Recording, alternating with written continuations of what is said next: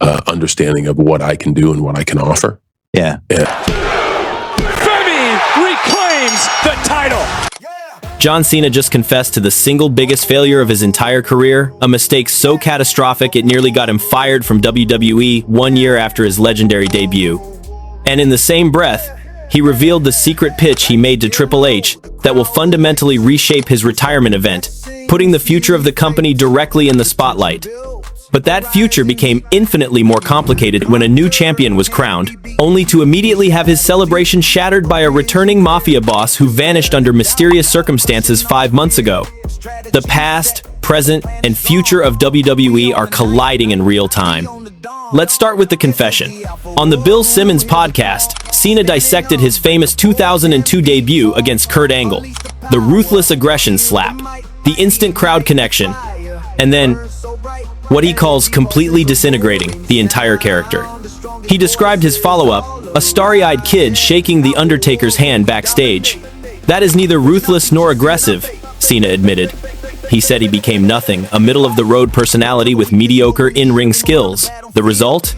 A year later, they're like, "Hey, we're going to let you go." He was turning heel on Saturday Night Velocity against Billy Kidman to total silence. He said the words himself, "I blew it. This isn't revisionist history." This is the 17-time champion admitting he failed his first major test and was lucky enough to get a second chance. But what he's doing with that second chance now, 1 week from retirement, is even more revealing.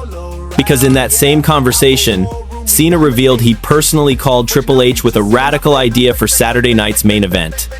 He rejected a standard tribute show, calling it either going to be too much or too little. Instead, he pitched this: use the massive audience tuning in for his final match to showcase NXT talent. Have top WWE stars like CM Punk and Charlotte Flair work non-canon exhibition matches with NXT's future in front of a hot crowd. His goal? For viewers to say, "Yeah, but did you see that other kid? I'm watching next Monday because he's awesome." Triple H's response? That's a great idea. Cena doesn't know the final plan, but his intent is clear. His last act is to create a platform for the next generation.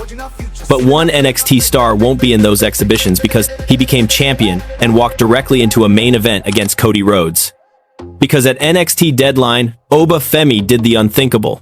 He defeated Ricky Saints to regain the NXT Championship, ending Saints' 70-day reign.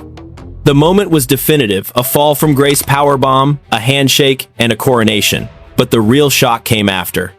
As announced on SmackDown, this victory earned Femi an immediate reward, a match at Saturday night's main event against none other than Cody Rhodes. The NXT champion versus the undisputed WWE champion on a major televised event. This isn't a tryout, this is a direct elevation. But Femi's triumphant night was about to be hijacked in the most dramatic way possible. If you're watching anyone else right now, you're getting the news in pieces.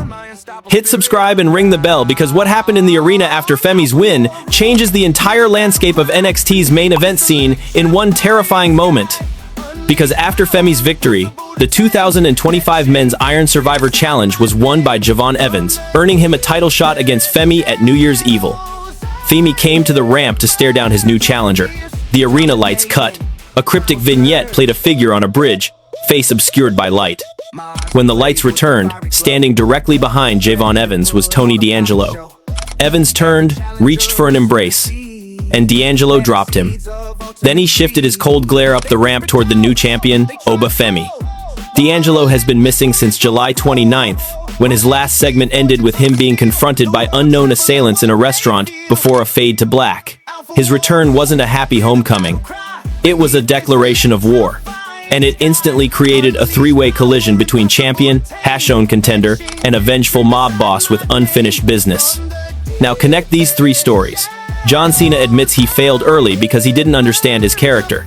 Now, he's using his final match to give new talent the exposure he once squandered. Oba Femi seizes his opportunity, winning the title and a match with Cody Rhodes on Cena's retirement show, the exact platform Cena wanted to build. And Tony D'Angelo returns from a 5-month absence to immediately target both the champion and the contender, injecting chaos into NXT's most important feud. This is the cycle of wrestling: regret, opportunity, and sudden disruption. Cena's confession is a masterclass in career awareness. His pitch is a lesson in legacy building. Femi's win is about capitalizing on momentum. And D'Angelo's return is the unpredictable variable that resets all calculations. Each story feeds the other. Cena's past failure informs his present mission. His present mission creates a spotlight. That spotlight falls on Femi, and D'Angelo attacks that spotlight. It's a perfect narrative ecosystem. What happens next is critical. Can Femi handle the pressure of a WWE Championship match while defending his own title against Evans and watching his back for D'Angelo? Will Cena's exhibition idea actually create new stars? And what does D'Angelo want after 5 months in the shadows? The answers will define the next era. Because when a legend confesses his failures, a new champion rises and a wild card returns all on the same night. You're not just watching storylines, you're watching the actual machinery of succession in motion. Subscribe to Alpha War Room. We don't just report these moments, we show you how they connect. Because the real story is always in the chain reaction. Steps into the ring, living a dream. Anticipation builds up high, a roaring sound, the victory anthem we sing on sacred ground. No surrender in our spirit.